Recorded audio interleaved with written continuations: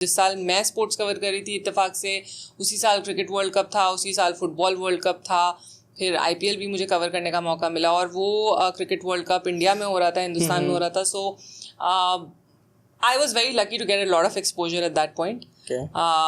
मुझे हर चीज़ ऑन ग्राउंड कवर करने का. अच्छा, उस साल कॉमनवेल्थ गेम्स भी हुए थे, सब कुछ हुआ था. तो मैंने कॉमनवेल्थ गेम्स भी कवर किए थे.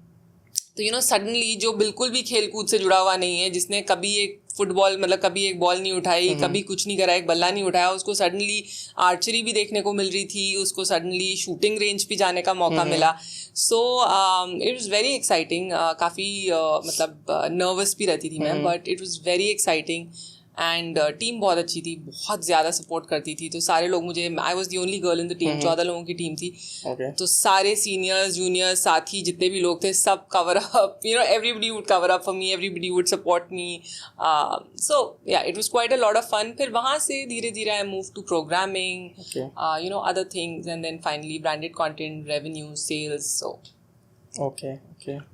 तो मैम, मैं थोड़ा सा आपके जर्नलिज्म वाले फेज की तरफ जाऊंगा कि जो आपकी स्पोर्ट्स जर्नलिज्म की जो जर्नी थी, उसमें क्या क्या चैलेंजेस आपने फेस किए होंगे? मतलब क्या डिफरेंस आपको दिखा जब आप पढ़ रही थी एंड जब आपने ज्वाइन किया, तो ऐसा क्या जो आपको नया दिखा कुछ?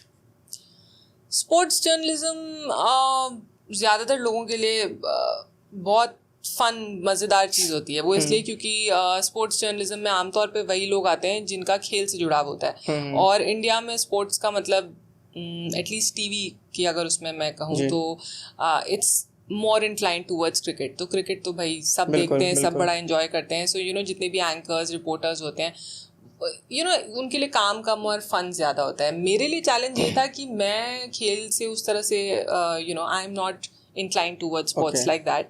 So मेरे को हर चीज़ स्क्रैच से सीखनी थी. मतलब मुझे सिर्फ इतना पता था क्रिकेट में कि बाउंड्री क्या, छक्का चौका, इसके अलावा कुछ नहीं पता था. कि चलो ये आउट हो गया, ये नहीं. अब उसके बाद मतलब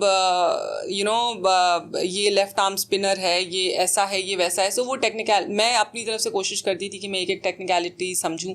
उसके बाद जब कॉमनवेल्थ गेम्स में गए तब तो बिल्कुल ही हवा टाइट हो गई, क्योंकि हमें बचपन से ओलंपिक स्पोर्ट्स के बारे में उस तरह से सिखाया नहीं जाता, पढ़ाया नहीं जाता. शूटिंग के क्या रूल्स हैं, कबड्डी आपने घर में बच्चों एज अ किड बहुत खेली है, लेकिन उसके टेक्निकल रूल्स क्या हैं. बैडमिंटन मैंने खूब खेला है बचपन में, बट उसके एग्जैक्ट रूल्स क्या हैं. Archery, there are so many sports. So वो मतलब मेरे लिए एक बड़ा चैलेंज था. But then again, like I said कि जहाँ चैलेंजेस होते हैं, जब आप नर्वस होते हैं, that's the only time you are learning. So that's the only time you feel you're alive. You're nervous. So it was quite good. Okay. तो आपको उस समय क्रिकेटर्स के इंटरव्यूज वगैरह भी लेने पड़ते थे? हाँ, थोड़े बहुत लोगों के लिए मैंने. Okay. I remember Ishant Sharma का एक बार मैंने इंटरव्यू लिया था. बड़े लोगों में उस तरह से मुझे याद नहीं आ रहा है, लेकिन हाँ, जब आईपीएल के लिए जाते थे तो हैदराबाद में ईशांत शर्मा का लिया था. सो हाँ, मिल जाते थे.